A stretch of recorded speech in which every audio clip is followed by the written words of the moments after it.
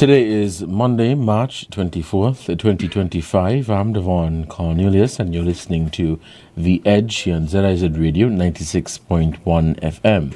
This conversation is being carried live via channel TV5, as well as our social media platforms. Check us out on our Facebook page at ZIZ Broadcasting Corporation and via our YouTube channel at ZIZ Online. When we open the phone lines, you may call us at 662-8674. That is 662-8674. And of course, you can also leave your comments and or questions via our social media platforms, and I'll do my best to engage with you there as well. Thank you so much for joining me on the program for today, and I look forward to engaging with you, the listening audience, as it relates to matters of national importance. You know, what's happening here in St. Kitts and Nevis, and I say across the region, it being related to St. Kitts and Nevis, and I will be sharing some information with you for your own personal benefit.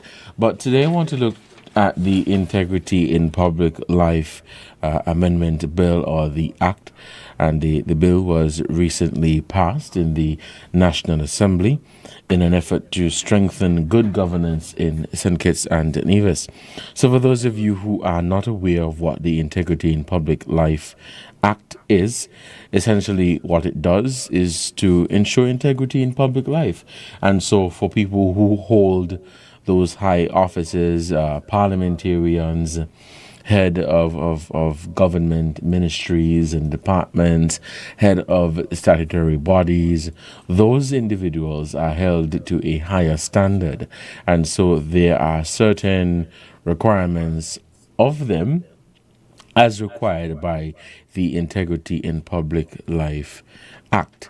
And recently in the Parliament, the Attorney General and Minister of Justice and Legal Affairs, the Honourable Garth Wilkin, led the debate on the amendment. And the amendment essentially includes the alignment of declaration filing dates for both the St. Kitts and the Nevis Integrity Commission. So St. Kitts has an Integrity Commission, and the island of Nevis also has an Integrity Commission. And what the amendment seeks to do is to align the declaration filing dates, because you have a situation where there are members of the National Assembly of St. Kitts and Nevis who are also members of the Nevis Island Assembly. And so what this amendment seeks to do is, instead of having Mary Jane or John Doe file on Monday, March 24th in the St. Kitts Integrity Commission and still have to file the following Monday in the Nevis Integrity Commission, it is seeking to, or it has sought to, align the declaration filing dates for both commissions.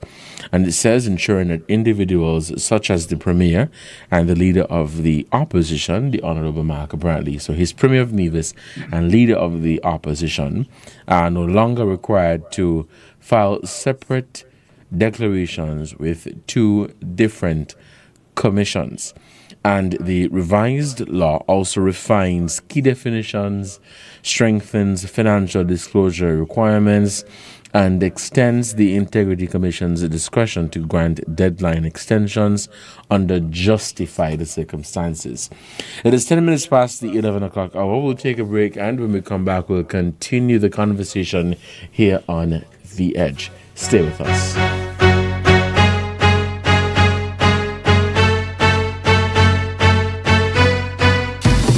Guess what? March Madness is here with ZIZ, celebrating 64 years strong where your brand belongs. St. Kitts and Nevis, it's time to level up your business with the biggest ad sale of the year.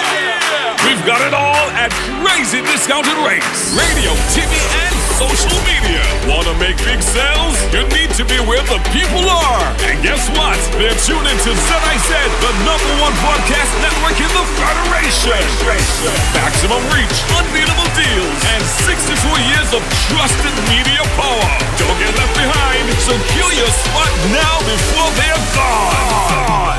Call our marketing team at 662-8203 or email sales@ZIZonline.com today. It's ZIZ March Madness, 64 years strong, where your brand belongs.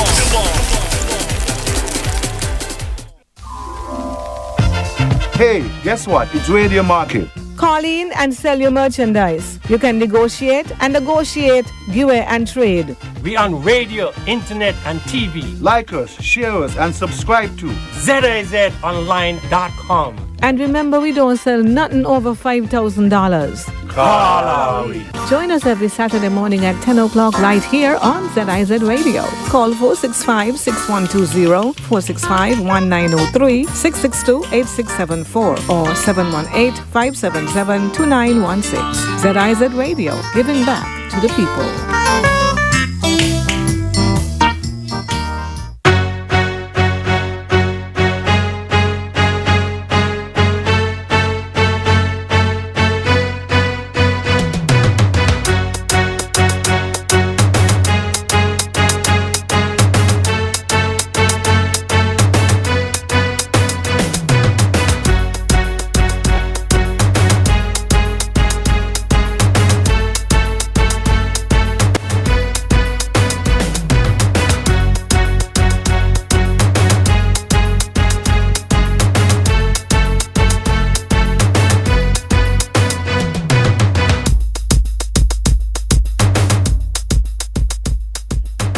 Back to the Edge and ZIZ Radio 96.1 FM. I'm Devonne Cornelius, and thank you for joining me on the program for today. The phone lines are going to be open very shortly. Call us at 662-8674. That is 662-8674. For those of you who are just tuning in, you're listening to the Edge here on ZIZ Radio 96.1 FM. So the passage of the Integrity in Public Life Amendment Bill marks a step in St. Kitts and Nevis's pursuit of greater transparency and accountability in public office. So I stated earlier that what the Integrity in Public Life Amendment Bill, or what the Integrity in Public Life Act is essentially, is to ensure that there is integrity in public life. As it relates to the amendments, they seek to streamline processes and clarify obligations for public officials. Those are the persons who are required to file.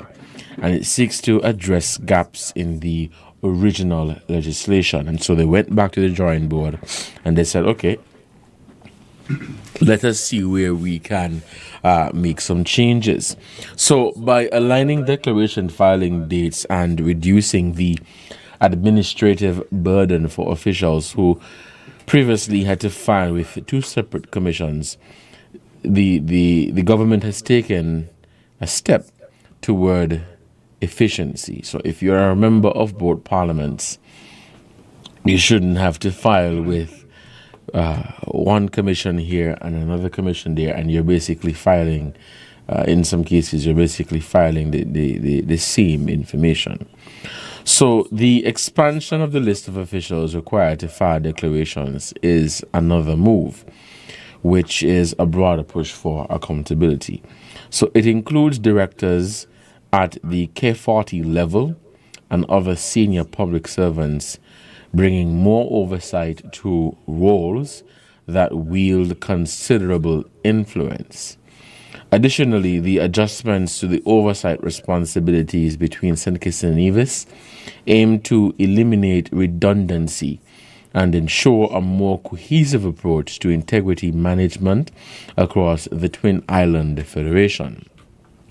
Of course, over the years, people have raised questions about the strength and the effectiveness of the Integrity Commission itself.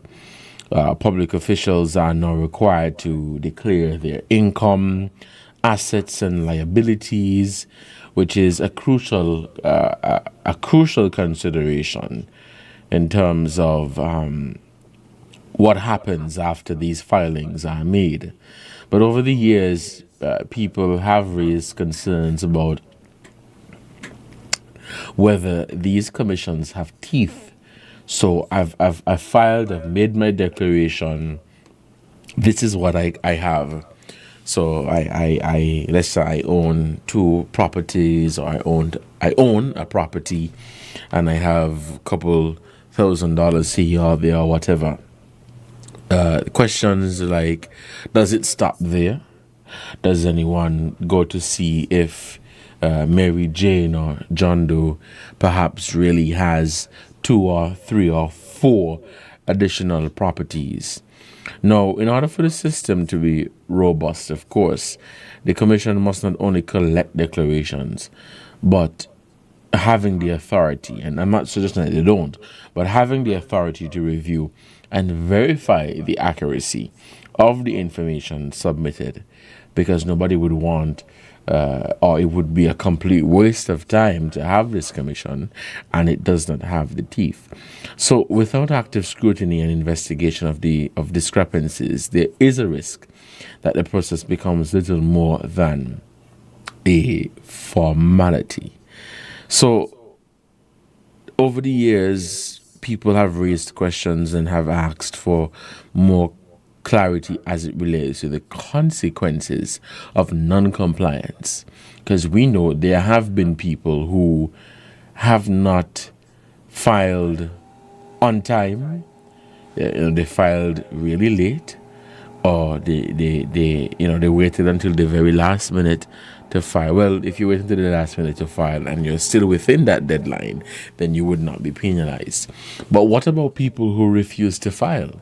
If you are, or if you fall in that category where you're above the K40, I believe it is, if you're above the K40 level, what happens if you are above that level? You're a public official or a senior public official.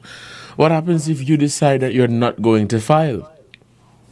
Can charges be brought against you? Would you still have your position? I believe it was last year there were a number of officials some who did not know and others who probably did, who did not file. And of course, the question was asked, well, what is going to happen to them? Are they going to remain in their positions? What is going to be the reprimand for those people who have not filed? Because if you're saying to me that you have an integrity commission, and as a public servant, I am required to file by a certain date, and I decide that that date is going to come and it is going to go, and I am not going to make a filing. If you're saying to me that then nothing happens, you just get a written letter, you pay some money and that's it, then people can decide that they're not going to file and they're just going to pay or settle whatever because they don't want to declare what their actual worth is. And so, perhaps this is something for the legal minds to consider, the AG and his office to consider in terms of adding more strength to the commission. We're going to open the phone lines and we now take your calls at 662-8674. That is 662-8674. Call us and lend your voice to the conversation at hand for today. It is 11:21. If we have no calls on the line, we'll take a break. And when we come back, we'll continue the conversation here on The Edge. Stay with us.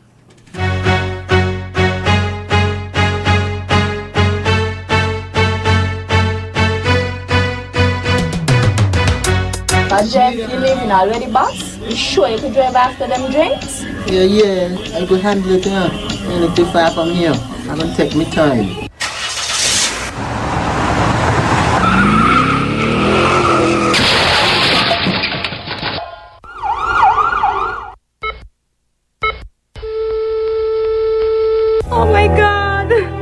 You're gone. I told you not to drink and drive.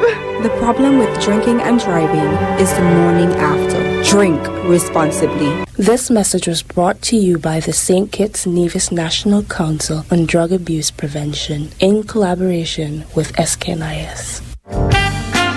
Whether it's a dress store on 4th Street, a snacket in Cayon, or a village grocery in St. Paul's, our small businesses play an important role in our economy. By supporting these businesses, you are helping to create or keep a job or two and to revive our economy. Support our local small businesses. Buy local and keep the doors to our small businesses open. This message is brought to you by ZIZ in support of our small businesses across the Federation.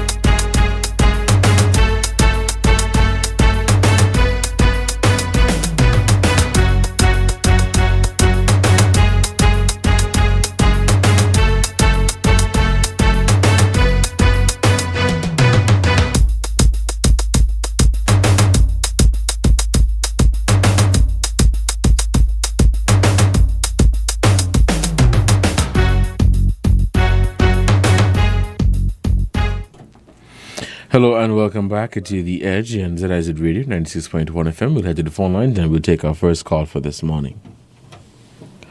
Hello, caller. You're on the air. Good morning. Good morning, Devonne. Yes. How are you doing? Yeah, I'm fine.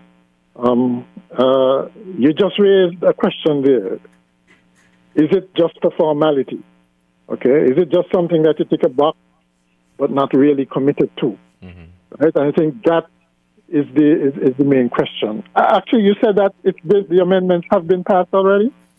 Was it done in the last sitting? Yeah, it was on Friday. Oh, okay. That one sneaked up on me. Normally I'd listen, but I guess I had stuff to do that Friday, and so I really didn't know about it. Otherwise, I would have listened more intently. But like I said, is it just a formality? Because, you see, I remember the Public Accounts Committee had some amendments, essentially.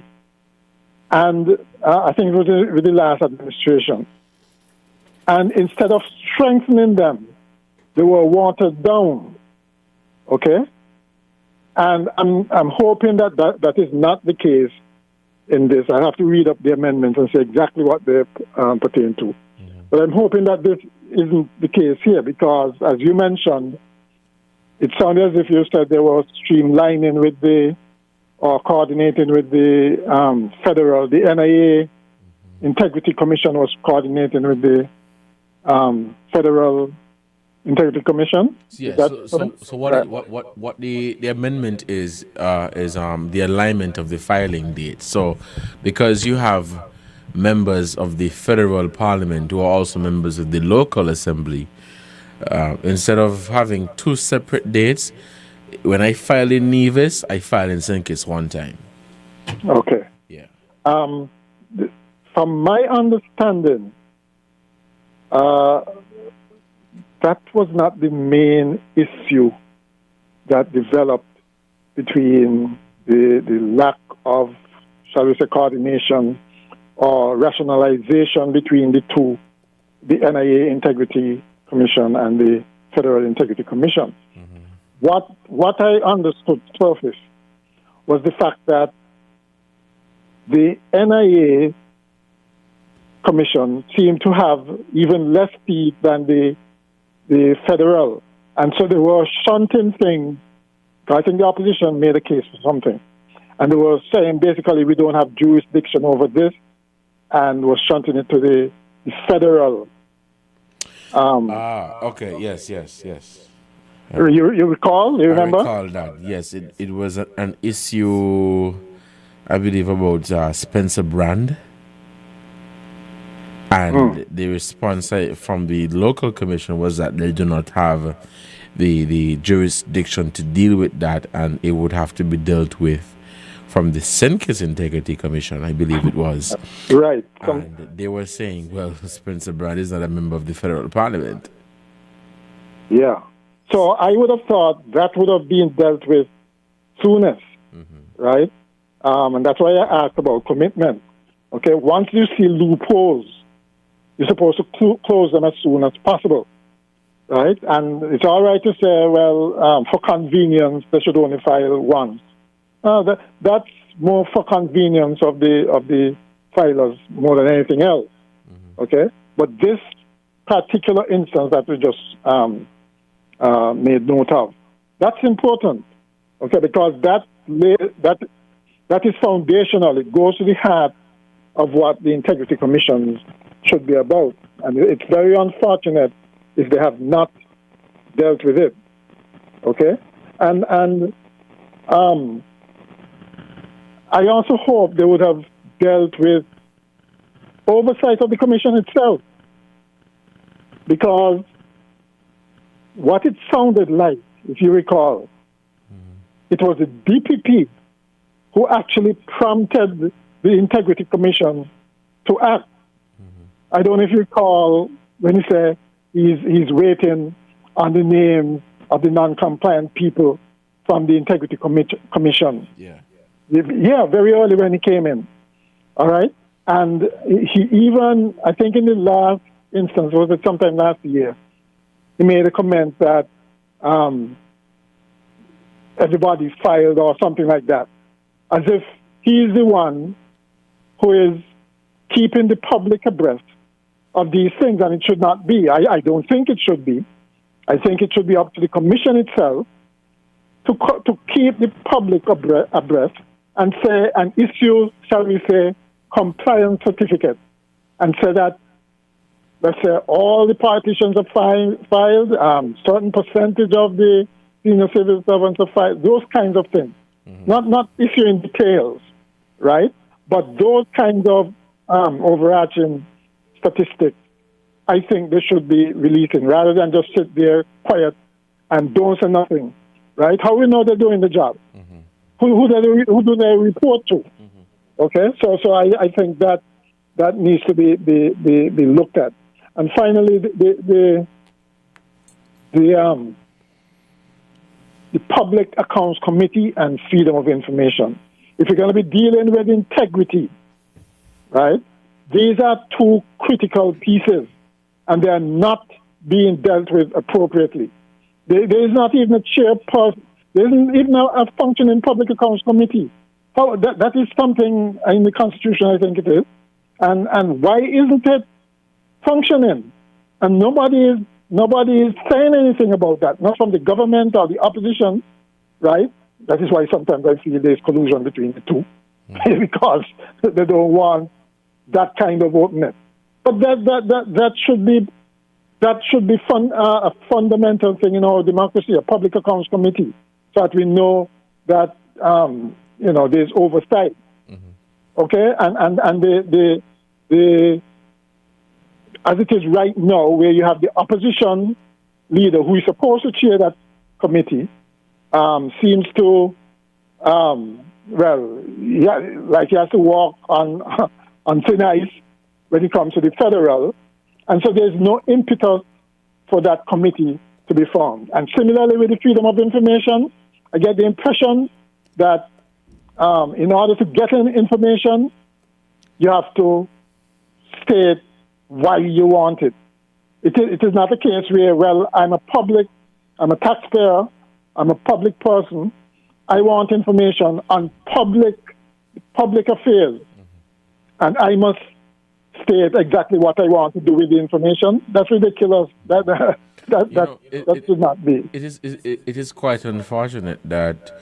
So we know by law we have the Public Accounts Committee, but is it active? Has it ever been active? How long has it been inactive? And we know typically the leader of the opposition is tasked with that responsibility in terms of overseeing government spending. But the fact that we have this committee and it is not active, that in and of itself, it says a lot. Yeah, and I don't understand how they are not being taken to task for this. It just passed. When we talk about loopholes, that I wouldn't even say that's a loophole, because that apparently is a constitutional thing where it's stated that you should have a public accounts committee and so on, right? So why isn't it being adhered to? People should really ask that question of both the government side and the opposition side. Why there's more screaming about something like that? Because, all kinds of things can happen, and we don't know. The thing with integrity in public life, the legislation as it is and so on, is that these things are picked up after the fact. So you see an audit report, for instance, and you start to question things, but an audit report comes out a year late. All sorts of bubble could have happened, and we're not aware of it. Okay, at least the Public Accounts Committee can get up and ask the question right away.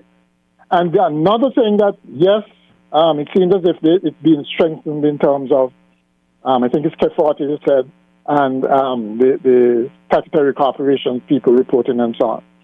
Yes, that's a good thing. But there's another gap that's there, and that is the awarding of contracts, right? Because if you're a contractor, you're not a public servant. So a public servant, in the course of his duties, you can say, award a contract to Mr. A, for instance, right? Who scrutinizes that? Because our procurement is not as strong as it should be either. And I would say that one of the main reasons why this East Coast housing thing fell through, for instance, is that the contracts and so on were not scrutinized properly. Otherwise, something like this would not have happened, or if it happened, there would have been some compensation to the public for whatever monies were spent before, because obviously monies were spent because there are at least two of the model houses were built, and I suppose there were other services provided in between there. So we should definitely strengthen that aspect of it, this contract scrutiny and execution. Okay? All right, then. All right, Carla, thank you so much for your contribution to the program. You've been listening to The Edge here on ZIZ Radio 96.1 FM. The phone lines remain open, and we're taking your calls at 662-8674. So, as you raised the question about the Public Accounts Committee, we understand that the Public Accounts Committee has, or supposed to have, by law, it's required to have a chairman and a deputy chairman. And it says here that there shall be a chairman of the committee pursuant to the provisions of Section 70, subsection 3 of the Standing Orders. And if the leader of the opposition is a member of the committee, he or she shall be offered the option to chair the committee before all other members. There shall be a deputy chairman who shall be elected by the members from time to time and shall hold office as deputy chairman during the pleasure of the committee. The chairman shall preside at all meetings of the committee at which he is present. In the event of the absence of the chairman from a meeting of the committee, the deputy chairman shall, if he is present at that meeting, preside at that meeting. The committee shall meet at least once every 6 months and may convene meetings at such times as the committee by resolution determines. At a meeting of the committee, 3 members constitute a quorum. But the question is the Public Accounts Committee active? We'll take a break, and when we come back, we'll continue the conversation, and we'll look again at the Integrity in Public Life Act.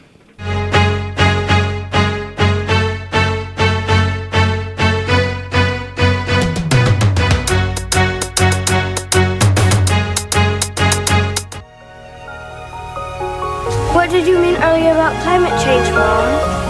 Well, when I was your age, I remember beautiful coral reefs and healthy beaches. The summers weren't as hot as they are right now, and the rainy season meant that it only rained when it was supposed to. And then what happened? The weather just started to change, and storms got worse. Coral reefs started to die because the ocean was getting too warm, and crops started to die because there was not much rain.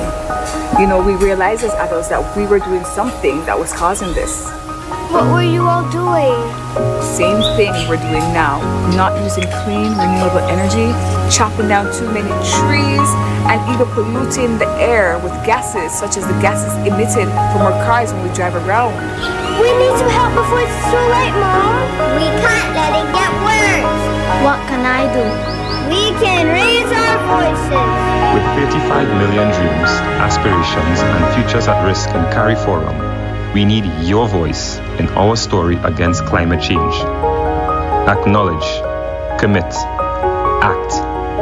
This message is brought to you by the Caribbean Community Climate Change Center under the Intra-ACP Global Climate Change Alliance Plus program and is funded by the European Union.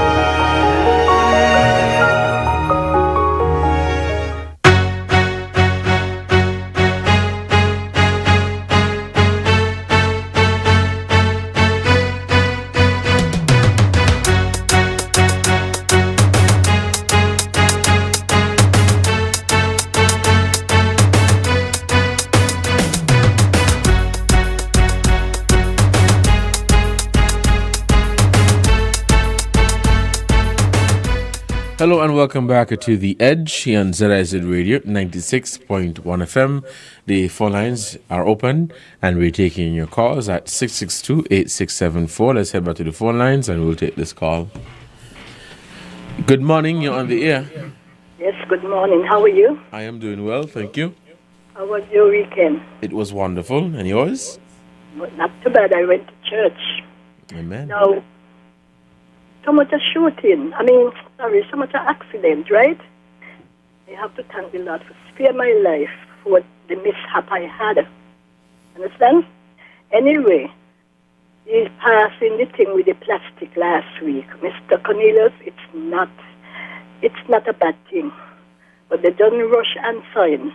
Mr. Cornelius, is a lot of things, just plastic bags just come in. Garlic, onion, and all kind of things. They must consider that. And I hear they have a factory up on pasture to recycle bags. So that means nobody going to be in no job, or the factory had to close down, because if they're going done with it, that means recycle people can. You're saying there's a factory in St. Kitts that... I hear so that a factory up on pasture just recycle. Don't know what that does recycle. Well, if there's a factory that recycles the plastic, then they're going to have a lot of jobs on their hand. Well, that will be good, because it's work. I don't see them losing any job because you're recycling it, you're using it. No, I'm saying if they're done in, listen to the word, if they finish in with the plastic, that means no more plastic will be coming in for the recycled people. Get a job. You understand how I say it now? Yeah, but they can recycle like the bottles and the plastic that is already here. But as you rightly said, it's a wonderful thing. It's a good thing. The plastic ban. I mean, you don't have to worry about not having your garlic and onion in a plastic bag. You could walk with a paper bag or a reusable bag. But the idea is to get rid of the T-shirt bags, those little plastic bags that we don't take from the grocery store. Okay. All right. Thank you so much for your call. We're taking your calls, 662-8674. I wanted to share some details on the Integrity in Public Life Act. So part of the Act speaks to powers of the Commission's investigators. So the Commission may, in the performance of its functions to investigate complaints, require by notice in writing any person to supply information to it or produce a document. It says that an investigator may, upon production of his or her official identification card, if so required, enter premises occupied or used by a public authority for the purpose of searching for documents kept on the premises, inspecting documents or other things kept on the premises, taking copies of relevant documents found on the premises. The public authority concerned shall make available to the investigator any facilities necessary to enable the investigator to exercise his or her powers under subsection 2, which I just stated earlier. The investigator may seek a warrant for the purpose of entering private premises where the investigator reasonably suspects that it is necessary in furtherance of the investigation. So there are powers granted to the commission for them to have investigators to investigate or to follow up on the filings and or the declarations that have been made. The caller made the really good point that he hopes that it's not just a formality. When you look at the public or the Public Accounts Committee, it's just there on paper. It has not been active, and such a committee that is critical to ensure that there is accountability and there is transparency. That committee ought to be meeting regularly as prescribed here in the Act by law, and it ought to be, updating us on how often that they have been meeting. This question should be asked of both government and opposition, because as required by law, the committee members would be from the government benches and the opposition benches. It's 11:44. We'll take a break, and when we come back, we'll continue the conversation here on The Edge. Stay with us. We'll be right back.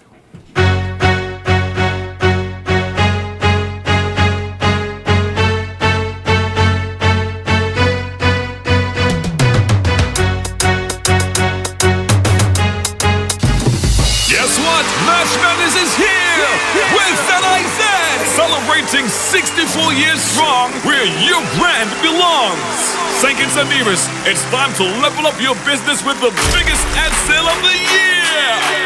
We've got it all at crazy discounted rates. Radio, TV, and social media. Want to make big sales? You need to be where the people are. And guess what? They're tuned into ZIZ, the #1 broadcast network in the Federation. Maximum reach, unbeatable deals, and 64 years of trusted media power. Don't get left behind. Secure your spot now before they're gone. Call our marketing team at 662-8203 or email sales@ZIZonline.com today. It's ZIZ March Madness. 64 years strong, where your brand belongs.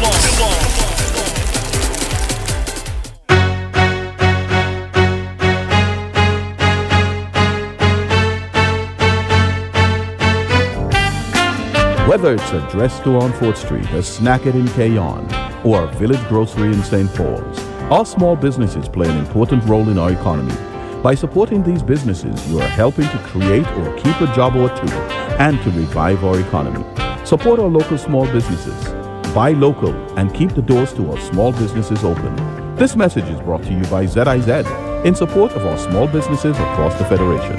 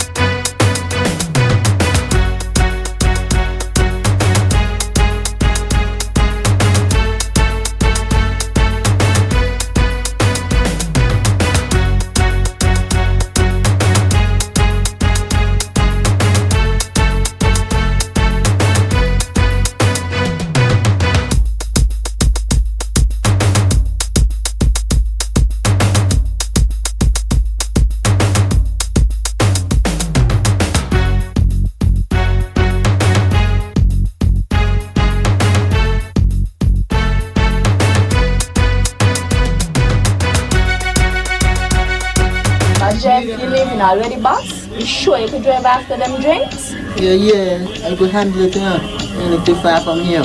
I'm gonna take my time.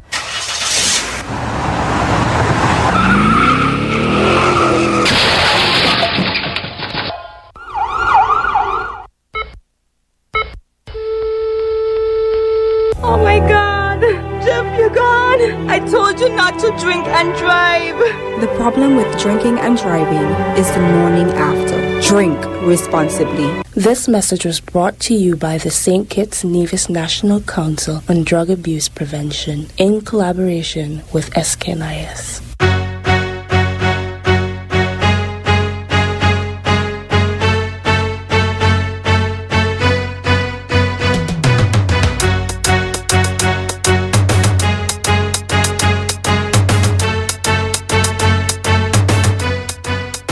Back to the Ed Sheehan ZIZ Radio 96.1 FM. The phone line is open and we're taking your calls at 662-8674. We have a caller on the line. Caller, you're on the air. Good morning.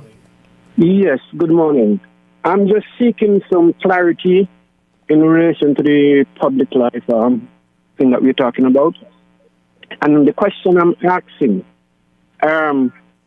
I think there is something mentioned that you have to be a director or a PS or minister, right?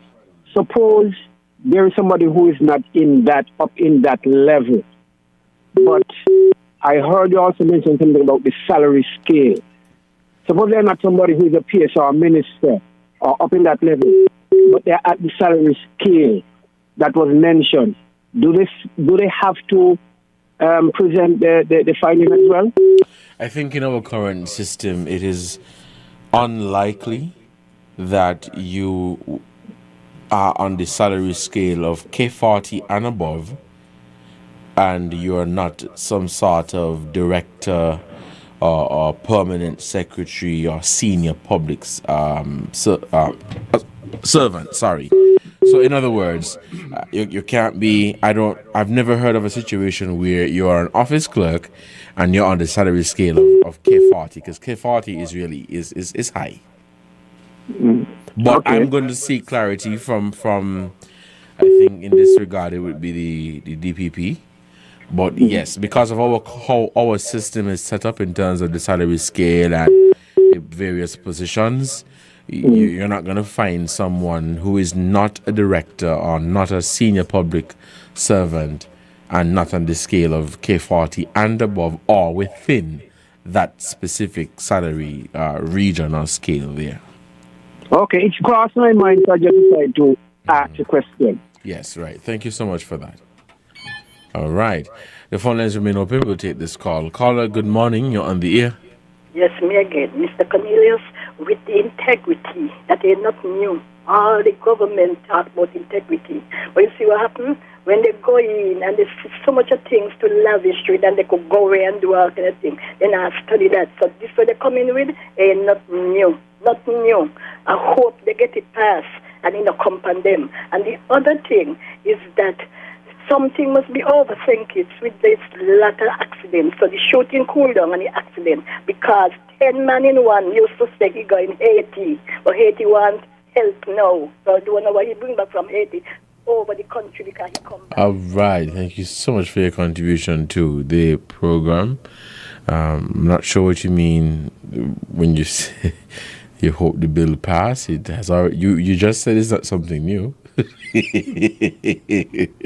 So you have confirmed that it is not something new. The Integrity in Public Life Act has been there for quite some time. What they're doing now is just an amendment. All right, we'll take some other calls at 662-8674.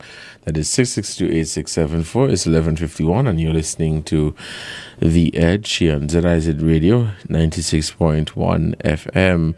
Caller, thank you for raising the question about the salary scale and the position. But yes, it's more so for people who are above or K40 and above.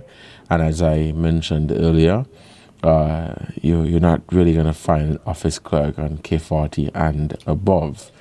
the salary scale would match the position. And so you find people who are permanent secretaries, people who are directors, senior government officials, or senior public servants. They are the ones who are going to be at the K40 and above. But I am going to ask a question just to provide that surety or that clarity for you and members of the listening public. For those of you who are just tuning in, we are speaking about the Integrity in Public Life Act, or the Integrity in Public Life Amendment Bill. And this was passed in the National Assembly on Friday. And some of the amendments include alignment of the declaration date, because in our system we have people who are members of the National Assembly of St. Kitts and Nevis and the Nevis Island Assembly. And because of that, there have been instances where they have to file. So they're filing today, Monday, with the St. Kitts Integrity Commission because they are members of the federal parliament. And the next Monday, they have to go and file the same information again with the Nevis Integrity Commission.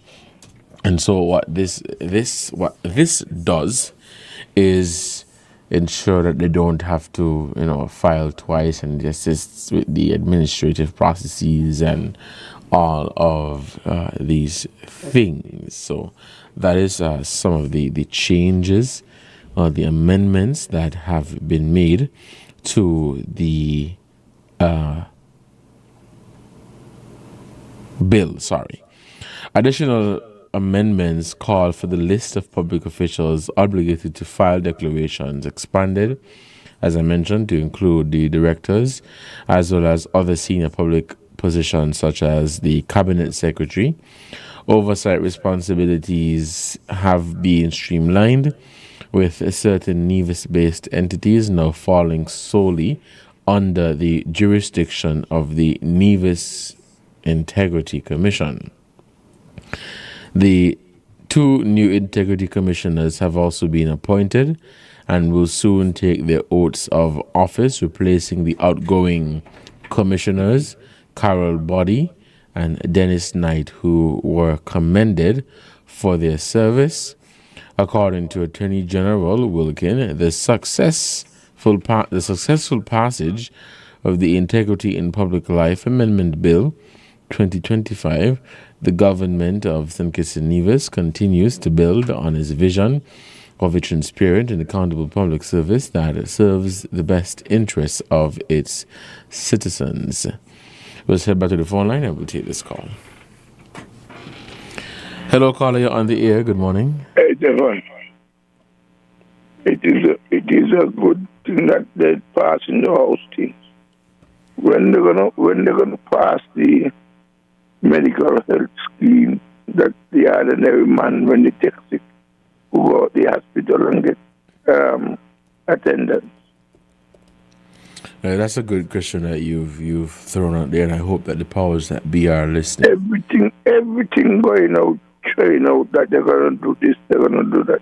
When they're gonna do the medical health scheme that every man and woman who can't afford, when they go to the hospital, they get proper treatment. Because everything is going. But what is there? You put in everything before the health scheme, and everybody's talking about it and using it as a yardstick to get in a office. But when they get in a office, they throw it in the garbage.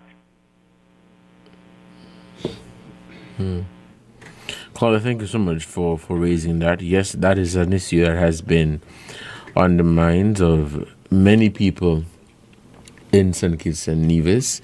National health insurance, I think, is what the call is referring to. National health insurance, whether it is going to be non-contributory or contributory. But the fact of the matter is, yes, it has been something that has been talked about for quite some time here in St. Kitts and Nevis. We with that. That is the question on the table.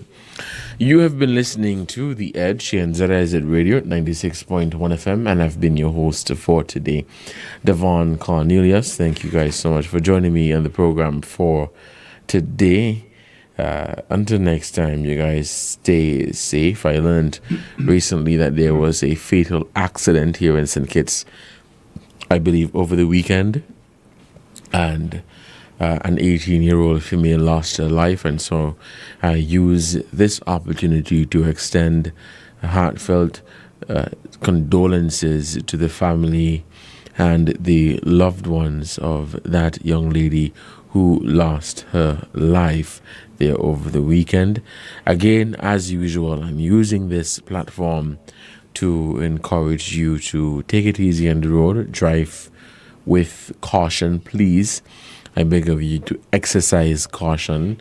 Don't drink and drive. Don't text and drive. I think it is an epidemic here in St. Kitts and Nevis, or it's something that is common, unfortunately, where people get intoxicated and then they attempt to maneuver a vehicle. I think when you do that, you're putting your life at risk, and you don't care about your loved ones. You do not care about your loved ones if you're going to attempt to operate a vehicle knowing that you are intoxicated, because the end result of that is never good. And so you're leaving us as your loved ones, you're leaving your loved ones to worry and to wonder, what is going to happen next.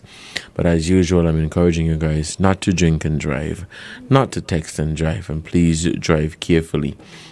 Yesterday, while I'm on the road, and I wish I had gotten the license plate number, this vehicle, I was heading into Gingerland, and this vehicle passed me with such a speed, and it overtook my vehicle, and there was also a vehicle in front of me, and it was right on a corner. And as they were about to overtake, well, they did overtake the vehicles.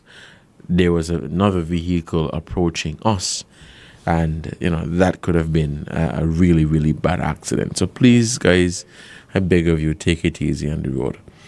Until next time, stay safe and enjoy the rest of your Monday. Coming up at noon is our midday newscast. Stay with us.